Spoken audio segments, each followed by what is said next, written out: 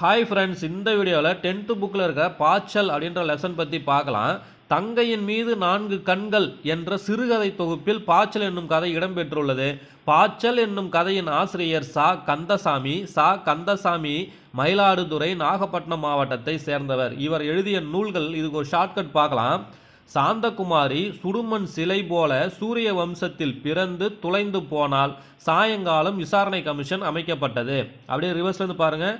சாந்தகுமாரி சுடுமண் சிலை, சூரிய வம்சம், துளைந்து போனவர்கள், சாயங்காலன்றது சாயாவனம், விசாரணை கமிஷன். இப்போ ஷார்ட்கட் என்னது? சாந்தகுமாரி சுடுமண் சிலை போல சூரிய வம்சத்தில் பிறந்து துளைந்து போனால் சாயங்காலம் விசாரணை கமிஷன் அமைக்கப்பட்டது.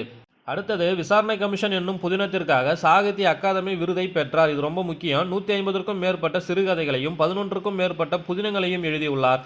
சுடுமண் சிலைகள் என்ற குறும்படத்திற்கு அனைத்துலக விருதையும் பெற்றுள்ளார். தேங்க்யூ.